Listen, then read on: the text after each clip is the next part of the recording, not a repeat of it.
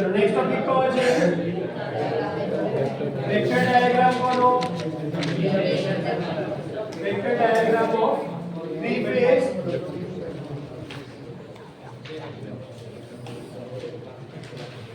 Reference તરીકે શું લેતા હતા?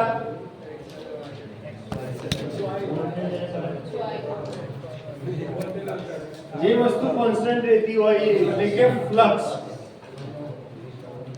ફ્લક્સ થી જે EMF ઇન્ડ્યુસ થાય એ આપણે E2 90 ડિગ્રી ઉપર આવે કારણ કે મેગ્નેટિક ફ્લક્સ અને વોલ્ટેજ વચ્ચે 90 ડિગ્રીનું રિલેશનશિપ હોય.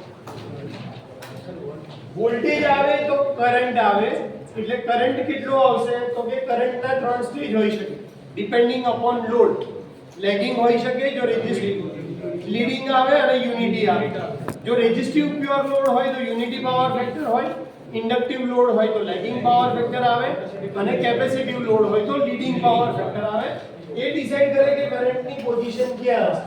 જો લીડિંગ હોય તો કરંટ આગળ આવે, યુનિટી હોય તો કરંટ અહીંયા જ આવે અને લેગિંગ હોય તો કરંટ પાછળ આવે.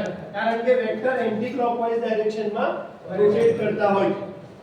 90% કેસમાં જે લોડ હોય એ બધા ઇન્ડક્ટિવ નેચરમાં હોય. એટલા માટે હમણાં અહીંયા આપણે I2 ક્યાં ડ્રો કરશું? પાછળ. કેટલા ડિગ્રીથી લેગ કરે છે તો કે 5.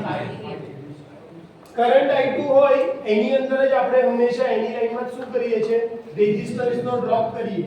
એટલે અહીંયા આવશે I2 R2 અને રેઝિસ્ટન્સ અને ઇન્ડક્ટન્સ વચ્ચે 90 ડિગ્રીનો એંગલ બને એટલે એ 90 ડિગ્રી આવે I2 X2. આ બંને એડ કરો તો તમને શું મળે? તમારો V2. અહીંયાથી જે સપ્લાય યાદ છે કે નથી? નહીં યાદ.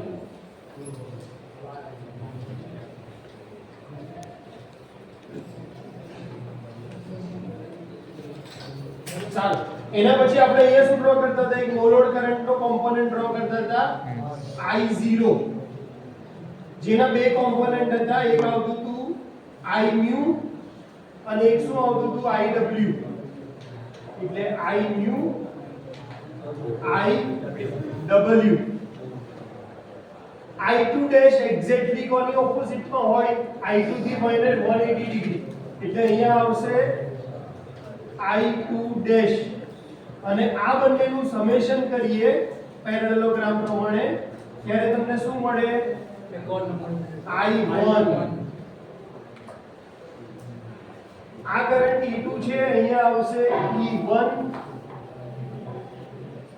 કરંટની વેલ્યુ I1 આ કઈ બાજુ મળશે તો કે E1 ની અંદર પહેલા ડ્રોપ E1 થી I1 ની લાઈનમાં જ I1 R1 નો ડ્રોપ થાય. એટલે આ જે લાઈનમાં છે ત્યાં જ પહેલા હું ડ્રોપ ડ્રો કરીશ I1 R1, ત્યાંથી 90 ડિગ્રી ઉપર I1 X1 I1X અને આ જે પોઈન્ટ આવે એ આવે તમારો સપ્લાય વોલ્ટેજ V1. ડ્રો કરना સેમ